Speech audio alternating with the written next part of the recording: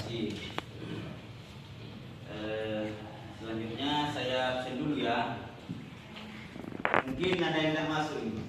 Ada. Oh, ada suratnya. Oh iya. Sudah direkap di jurnal sekolahnya ya.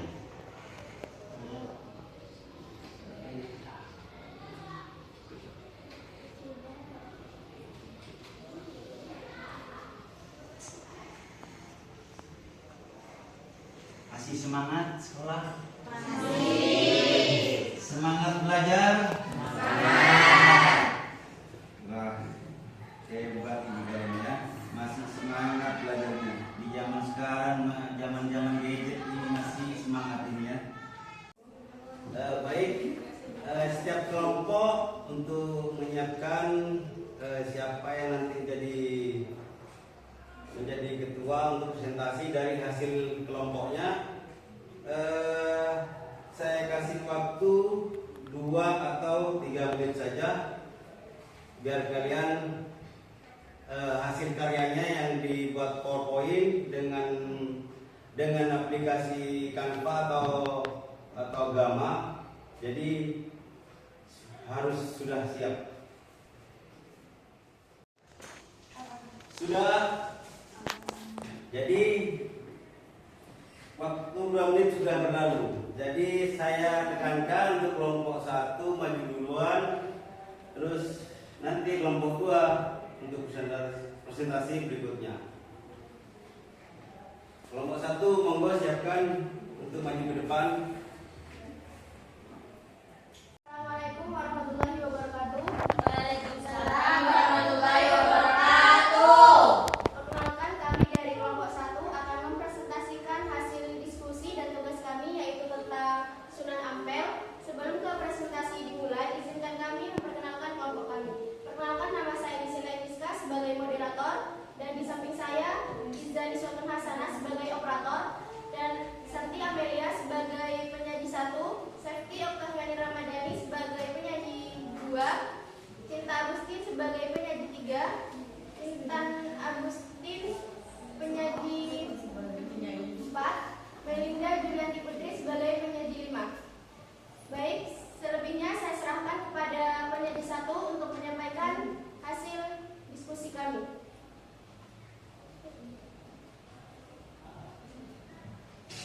Sunan Ampel, pelopor Islam di Jawa Timur. Sunan Ampel juga dikenal sebagai Raden Rahmat, merupakan tokoh penting dalam penyebaran Islam di Jawa Timur. Ia memainkan peran kunci dalam menyebarkan ajaran Islam melalui pendidikan, dakwah yang moderator, dan pengaruhnya dalam pembentukan Kesultanan Demak. Kisah hidupnya penuh dengan dedikasi dan kontribusi bagi perkembangan Islam di Jawa.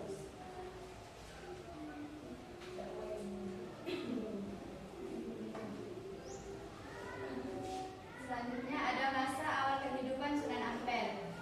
Yang pertama, 1401 Masehi, kelahiran di Champa. Sunan Ampel dilahirkan di Champa, sebuah wilayah yang sekarang dikenal sebagai Vietnam. Ia berasal dari keluarga bangsawan Champa yang memiliki garis keturunan dengan Raja Majapahit. Yang kedua, tahun 1443 Masehi, kedatangan di Jawa. Sunan Ampel tiba di Jawa bersama keluarganya setelah diundang oleh Raja Majapahit, Raja Brawijaya. Ia memulai dakwahnya di wilayah Ampel, Surabaya. Yang ketiga, tahun 1450 Masehi, pendirian pesantren Ampel Denta. Sunan Ampel mendirikan pesantren Ampel Denta di Surabaya yang menjadi pusat pendidikan Islam dan melahirkan banyak ulama terkenal termasuk beberapa wali songo lainnya.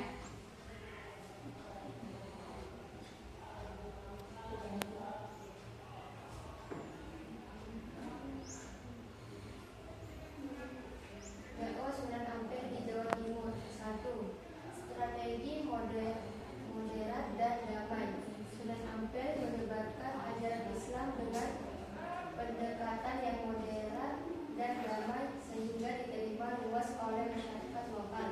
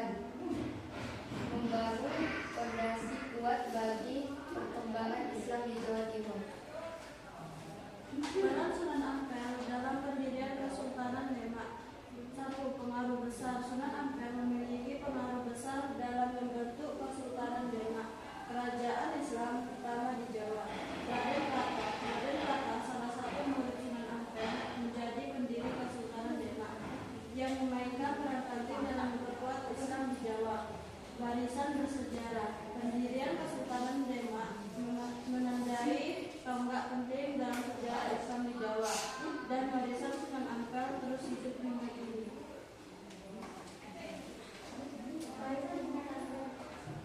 Pesantren Ampel Delita.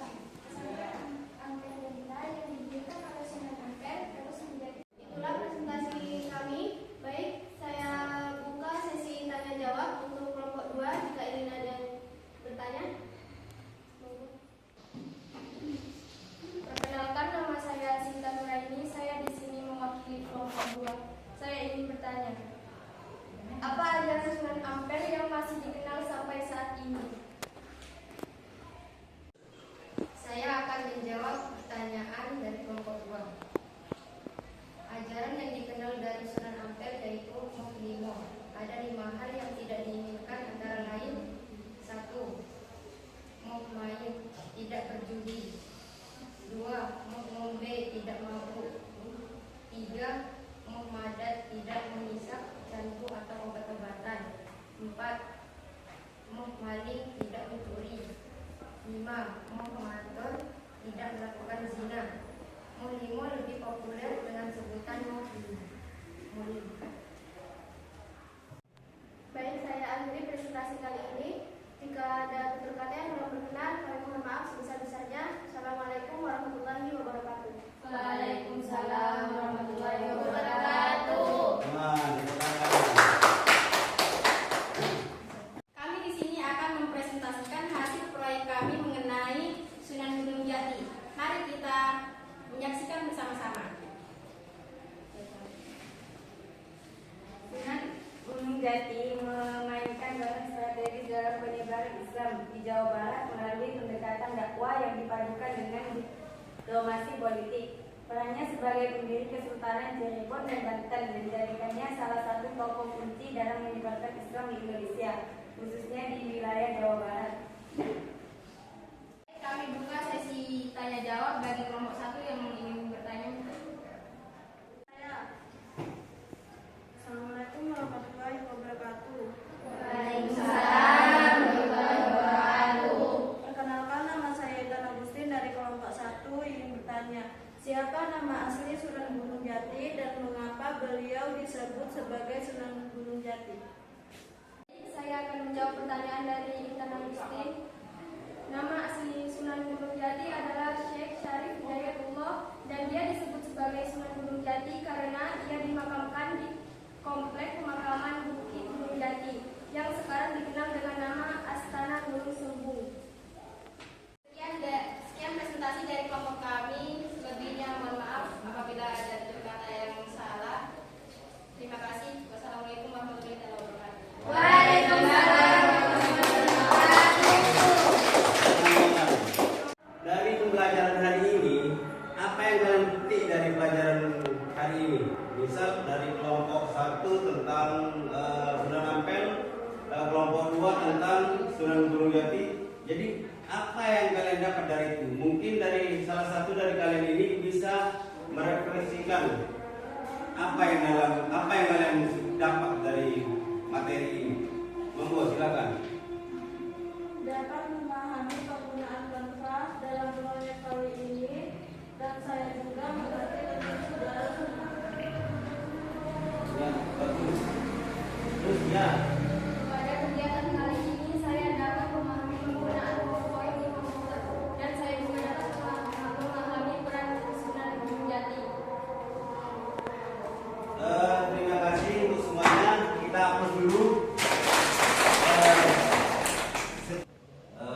Terima kasih semuanya atas pembelajaran hari ini. Kalian itu begitu hebat buat saya. Ya.